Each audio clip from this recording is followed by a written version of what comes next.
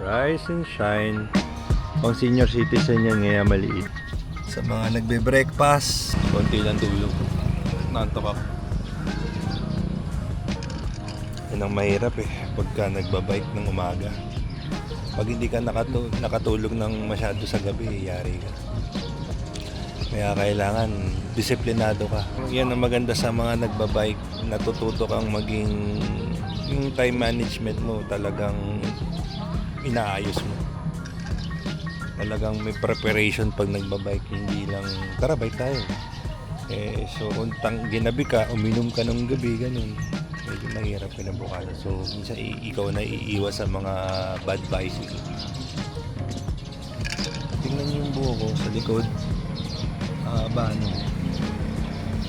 So kasi yung ganito yung parang mallet. Alam mo naman 80s tayo. Midikit. Parang mount Kamusta ang inyong weekend? I hope na magbabike din kayo. Share nyo sa comment section down below kung saan nagbike this week. Bike na gagamitin natin today. Yeah. So that is the Giant Revolt Advance 2.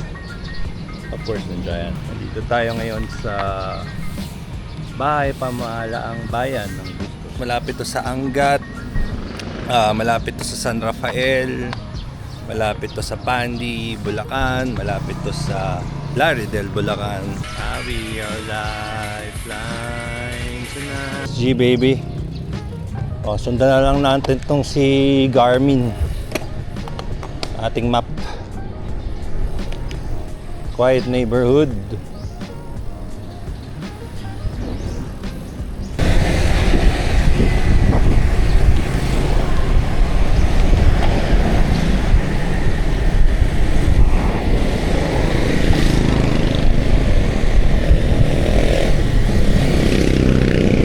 Sarap.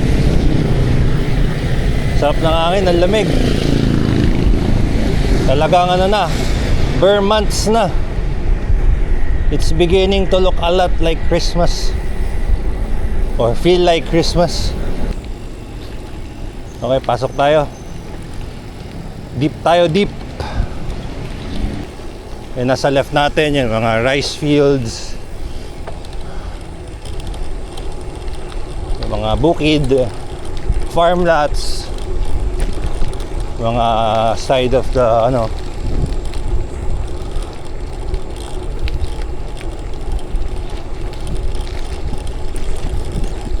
Bustos, Bulacan. Love it.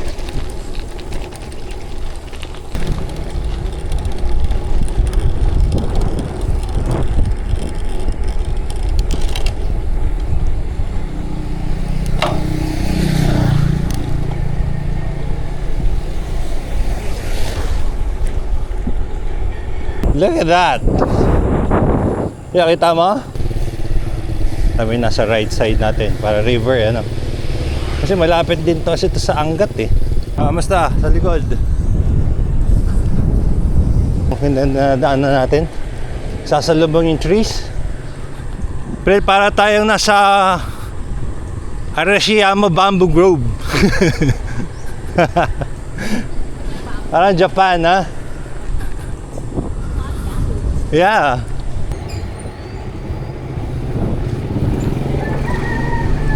Tingnan nyo yung drop bar natin. Mas maganda yung grip. Ayun, dati gamit natin Revolt Zero 2024. Ma-foam siya ma-foamy.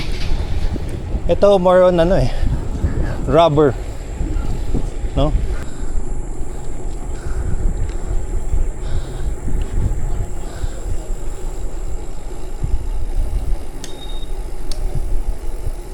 Sumantay na aso.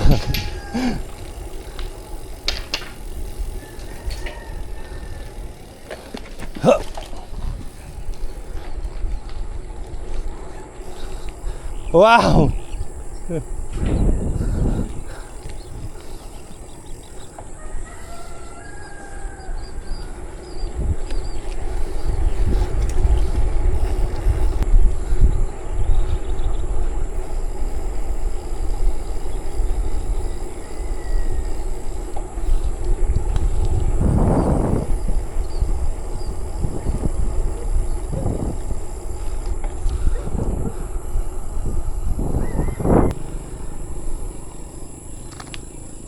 Grabe. Ganda, ganda ng weather. Tingnan nyo yung sun. Hindi masyadong cloudy, sakto lang. And then tingnan nyo yung fields na golden and green. Ano pa ganyan mga view? Kailangan mong huminto. Ang ganda eh. Kaya ako pumupunta sa probinsya eh because of this. Worth it eh. Oh. Worth it. Sobrang worth it.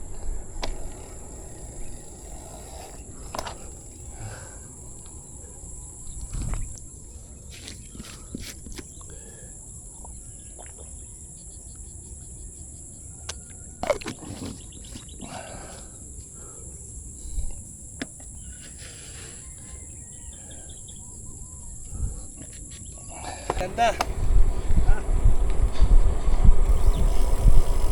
Ganda ng view, no?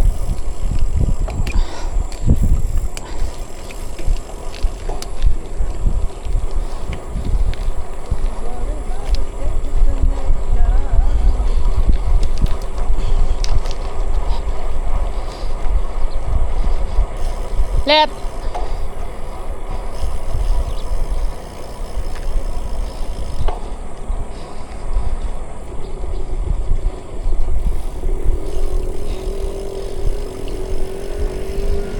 Oh, ganda.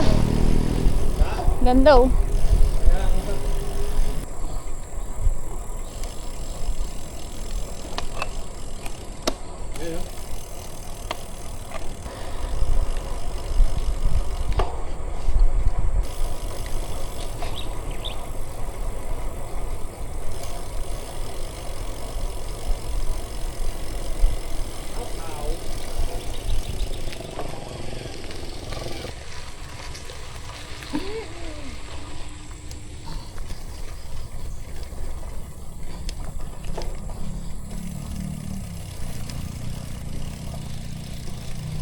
Dapat pinapontehan ng mga homeowner para maging maganda yung daan dito kasi farm to market ito eh.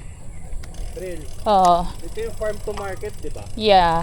Kasi mga ano to eh, palay to eh. Oo, di ba? Dapat ganito. Dapat ito yung naayos nila. Di ba? Ganda ng video. Ano ng bike ko? Okay naman. Ay, wala pa. Ha? Wala, linis. Naka sa ilalim yan.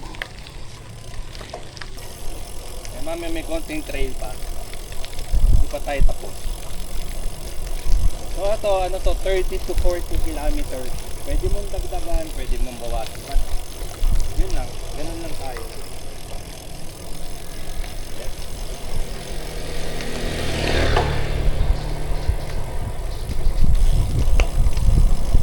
Ganda itong dinadaanan natin. Habang ganito pa, right speed pa. Right. Sa ganito pa rin na to, factory. Or maybe commercialized.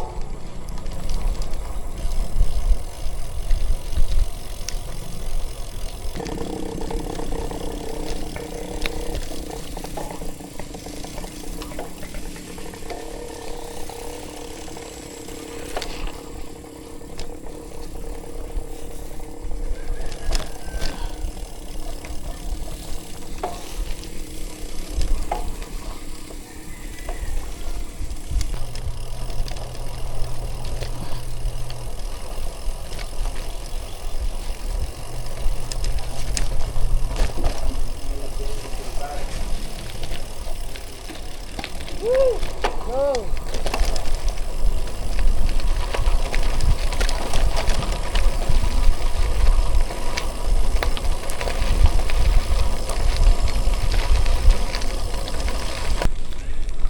How is it so far? So far, so Pa good. kayong hingal? Puti ka na? Ayan na. Doon ako nadali.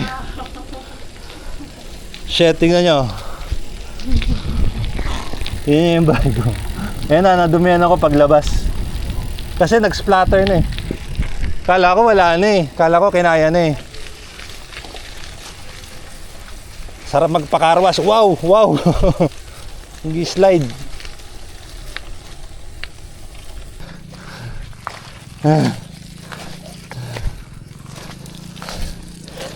Pinabike skin ko na to eh. Tumira pati yung plates mo pinapasok ng lupa. Pag sinuot mo yung pedal mo, hindi siya basta-basta susuot kasi may bato. Po, salamat po. Yon. Para makita yung persada rito. Ito ba yung ano? Wala bang hindi pa pa ito ginagawa ng kontraktor? Naku, yari tayo dyan. Okay lang, sulit. Grabe, ang ganda na view. Tinanggal mo yung salamin mo. Sus ko po, lalong mas maganda. Oh.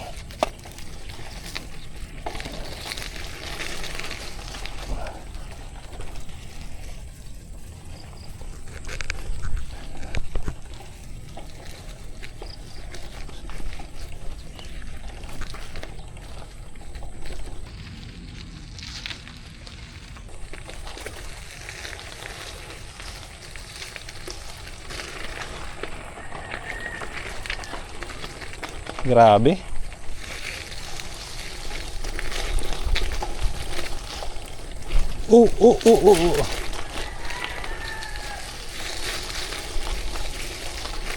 Sarap ayusin na tong kalsadang yun.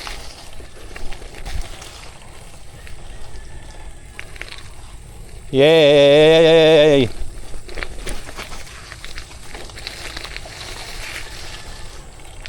Yun.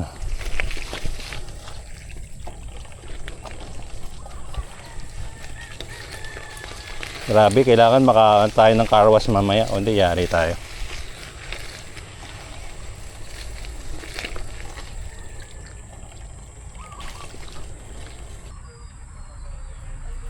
Gitna.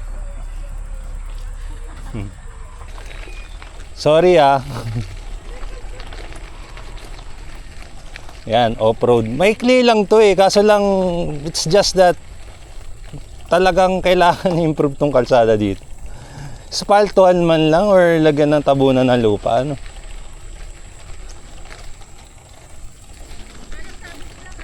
Ganap tayo ng ano, car wash. Pa-bike wash tayo.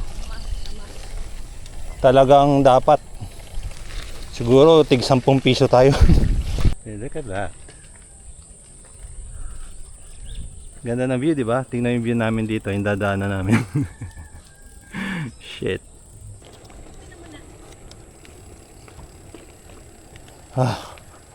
Tumigil ako. Nagpagpag ako dun. Sandaling break lang.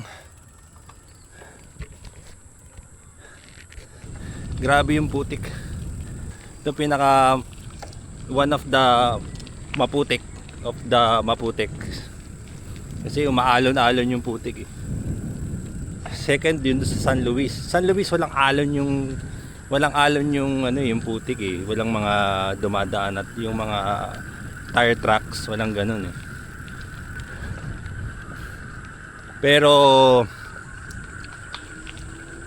ano, dumidikit sa yung lupa pag dumadaan. Parang clay soil eh. Ayun pala Arayat oh, on the left. Mount Arayat, ladies and gentlemen.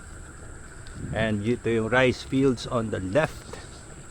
And dito tayo galing, siyempre sa likod. Yan yung likod na shot. Si Esme.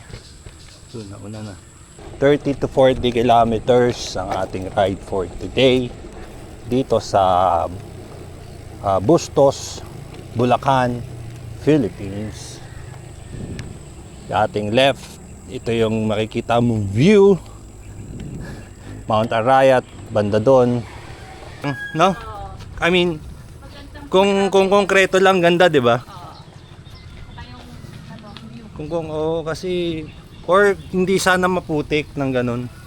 Grabe lalim ng putik. Tas ang liit ng daan. Yes. Oras.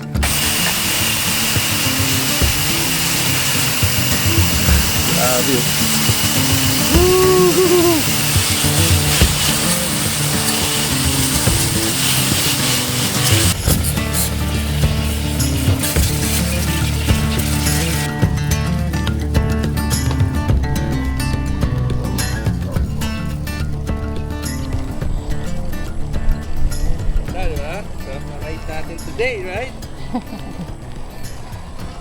medyo malapit na tayo sa ating destination dun sa may munisipyo.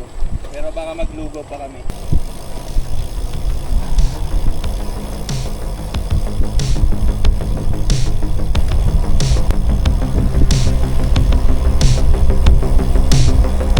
Yan.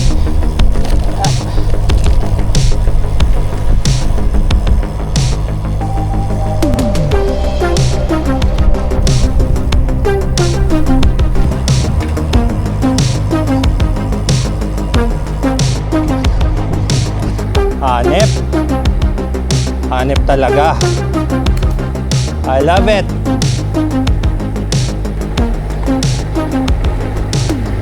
Grabe. Ito ano na tayo, ang trajectory natin doon na sa kakainan namin.